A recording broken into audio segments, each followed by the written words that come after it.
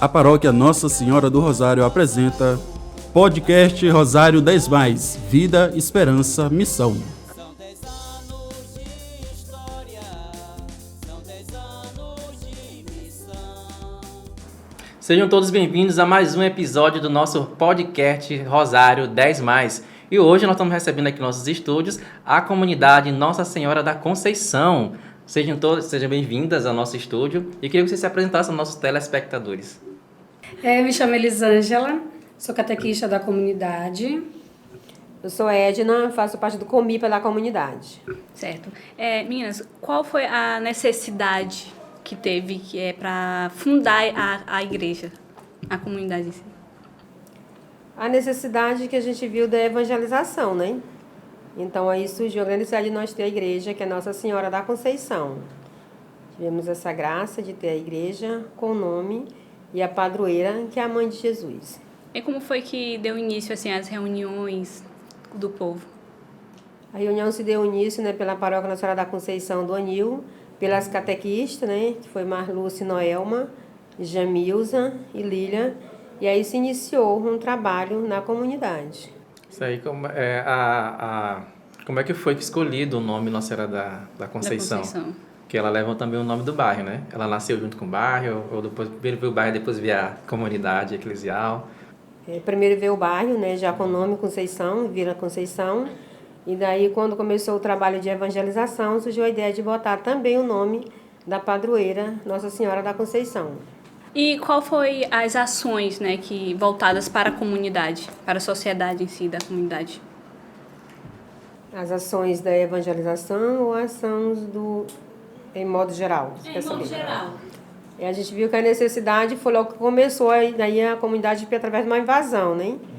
E dessa invasão a gente teve apoio dos nossos padres na época, que foi o Dom Franco e o Frei Antônio, que viu que aquele povo realmente necessitava de um apoio da igreja. E aí teve realmente o trabalho da comunidade, em nível da matriz, né? Se juntou com algumas pessoas que também já vieram para lá, e aí foi se tornado um grande trabalho, e hoje estamos lá. Assim, a gente sabe que a igreja está dentro de uma comunidade, então a igreja acho que tem um dever de acolher esse povo, né, que moram ali naquela comunidade bairro, entendeu? E é isso que a gente queria saber, como é que eram as ações voltadas para as pessoas. Aí é que entra, né, a pastoral da criança.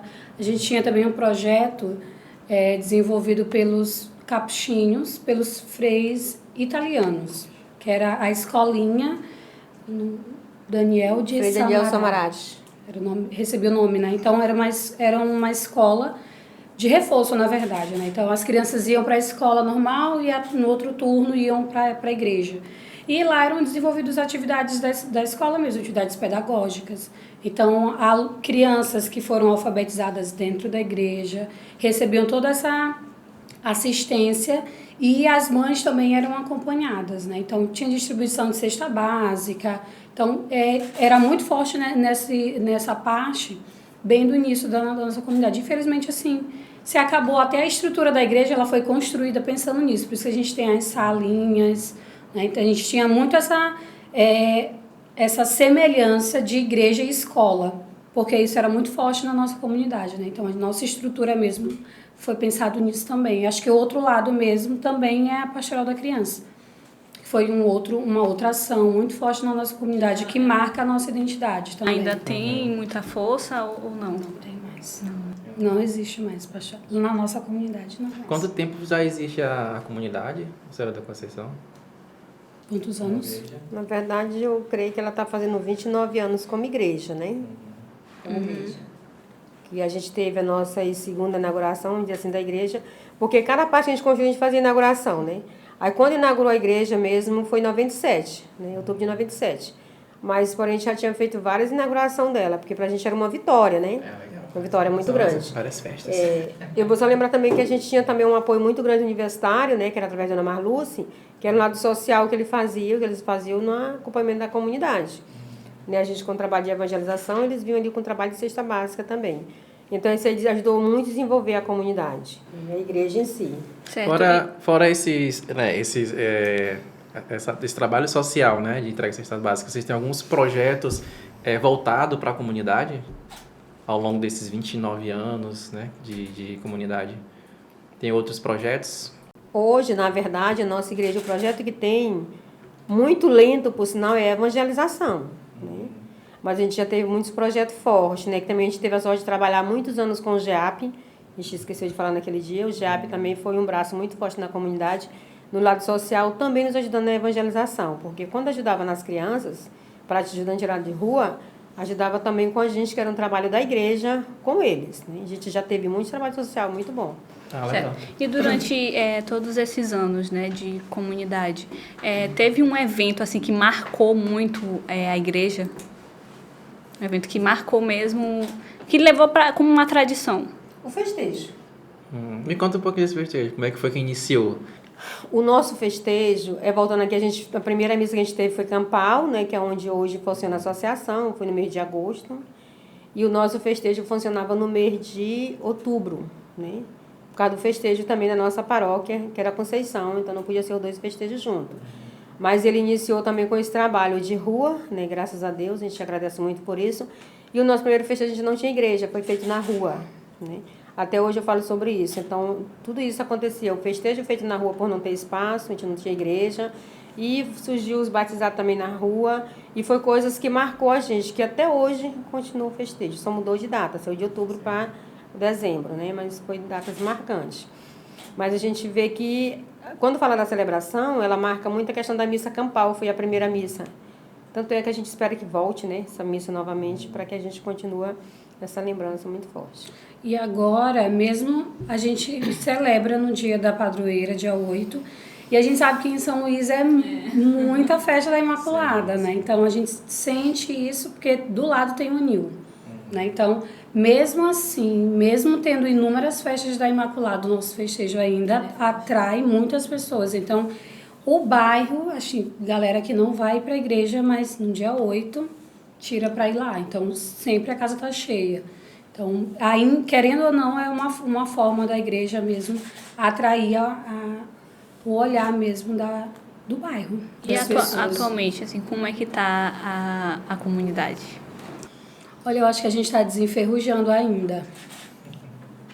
Essa é como a gente caracteriza a Vila Conceição. Acho que a gente passou um tempo extremamente acomodados, botando culpa na pandemia, né? Aí a gente se acomodou, muitos grupos literalmente findaram, então agora a gente está levantando, bem aos pouquinhos. Certo, e agora como vamos falar agora do desmembramento. Qual foi a sensação de vocês, né, quando vocês foram anunciadas, né, que a comunidade da Imaculada Conceição iria passar, sair do anil, ia ser composta para Nossa Senhora do Rosário? Como foi assim a reação de vocês? A reação foi assim, uma reação muito negativa, né? Porque a gente vê que para se formar uma paróquia, a gente precisa de pastorais e evangelizada, né? E a gente não teve nem preparação, nem de coordenadores, né, para chamar, né, de coordenador de comunidade, né, de grupos. A gente não teve, né? Essa parte, assim, a gente ficou... De fato, eu acho que na época todos que eram os coordenadores de comunidade sentiram na pele. Não teve uma preparação, não teve uma conscientização, por isso existe até hoje uma rejeição muito forte, né? A gente pode dizer assim, que poderia sim ter se preparado ou logo depois teria que continuar, né? Já que não teve no início. Né? A gente foi ruim, a palavra certa é essa, foi ruim. Foi uma reação bem, bem ruim mesmo. E houve uma resistência no início, né? Houve aquela resistência de ainda querer ir para o anil, assim, deixando de ir para a paróquia que tinha recém, assim, fundada. Eu acredito que a palavra não seja resistência.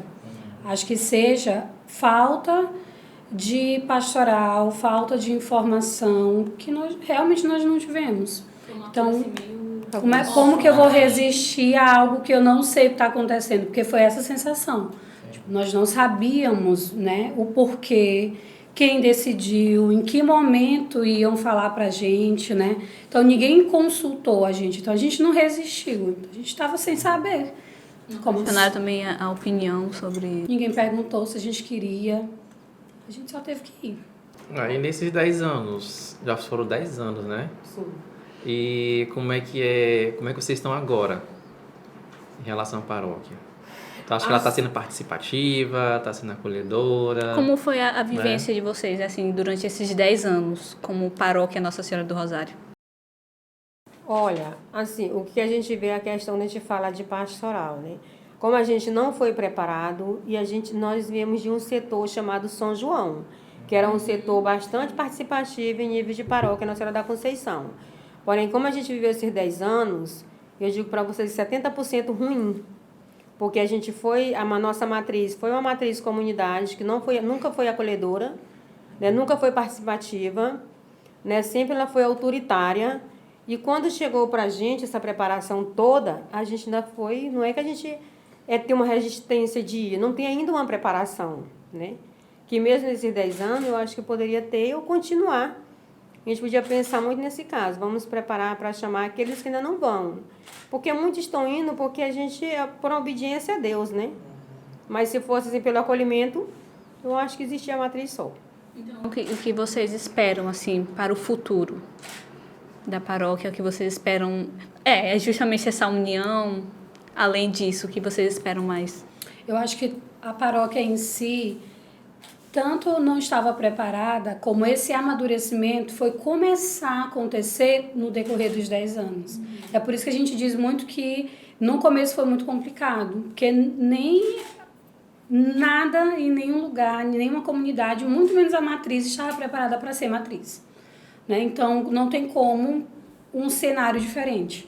Né? Então, eu acho até que se a gente parar para pensar mesmo, ser racional pela mudança como foi, da forma que foi, não tinha como esperar outra coisa. As mudanças, elas são assim, vão ocorrendo aos poucos, né? Então, vocês acham que a união assim, das 6 comunidades poderia ajudar nessa evolução? Com certeza. Pode mudar, né? De fato é isso. E eu acho que é isso que está mudando, que está nos fazendo mudar. Né? Porque aos poucos, nesses 10 anos aí, a gente está se tornando paróquia. Então, acho que é basicamente o que todas as comunidades acham, né? Que essa evolução, tanto a paróquia como a comunidade em si, as outras comunidades, né? Justamente. Pois é, e o que vocês estão achando assim desse projeto, desses 10 mais? Porque a gente sabe que 10 mais, mas os 10 mais, ele continua, né? Continuando. E como vocês acabaram de falar, foi pego de surpresa, a comunidade está se formando, né? A paróquia está se moldando como paróquia, vocês acabaram de falar, né? Aí, mas o que vocês esperam desses mais de 10 anos? Daqui a 10 anos, como é que vocês imaginam estar a comunidade? Como está a comunidade da Nossa Senhora da Conceição? Assim, a gente espera que daqui a 10 anos, que a gente vai voltar novamente com esse trabalho, que é novidade, né? E que essa novidade ela possa se renovar, mas renovando como? Com uma união, né, entre as comunidades, né, para que se torne uma paróquia e diga assim, olha, 10 anos atrás eu dizia que essa paróquia estava desunida, né, e hoje é uma paróquia unida. E tudo que passou foi por uma experiência. E a experiência que foi boa a gente traz até hoje, a que foi ruim a gente deixou para trás. Eu espero que daqui a 10 anos a gente volte a dizer isso, né? E que a gente, de fato, a gente tenha um pacto que seja realmente aquele pacto que venha incentivar, né, que venha buscar uma renovação entre as comunidades e que a nossa paróquia seja a nossa paróquia realmente de rosário, que é de oração e fé. Certo. E como é que a paróquia hoje é assim, estrutural? A estrutura? Eu acho que na verdade está um pouco fraco, né?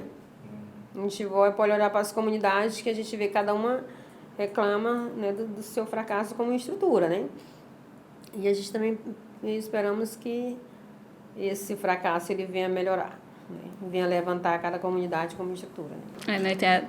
Eu acho que esse podcast ele pode até mesmo ajudar a população a enxergar isso, né? Que a gente depende também deles, não depende apenas do... né? A gente precisa que a população olhe para a gente para poder ter essa estrutura boa também. Porque tem muita gente que ainda tem receio em pagar, por exemplo, o dízimo, né? A gente sabe que a oferta também, ela não ajuda assim tanto. Então, a gente pode até chamar mais o povo, né? Acho que depois da pandemia deu uma caída bastante. Eu sinto, pelo menos, na paróquia, né? Que antigamente eu acho que era tinha uma quantidade de pessoas maiores, né? E sobre nosso pároco, o que vocês assim almejam, o que vocês já estão assim verificando, o que vocês acham do nosso pároco? Porque até então ainda não tem ainda um ano, né? Mas assim, pelo pouco tempo que ele tem aqui, Eu acho que ele ainda está tentando se adaptar ao novo, né? Aliás, ele já tem um ano. Já? Dia 15, né? Isso, dia 15. Assim, eu já conheço ele de história, né? Sim. Então, eu até sou um pouco suspeita assim, de falar. Não, mas vai falar que o povo quer saber. Então, assim, mas eu acho assim, que ele tem novidade, ele sempre apresenta as novidades, né? Uma novidade assim que eu espero que a comunidade abrace, é a nova comunidade dentro do João de Deus, né? Para que realmente tenha uma comunidade para aquele povo que não são assistidos, que acham muito longe a igreja, sendo no próprio bairro.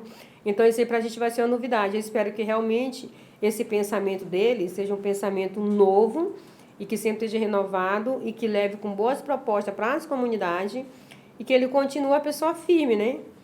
E antes dele chegar, eu já falava isso para alguns jovens, que é um padre jovem e um padre criança.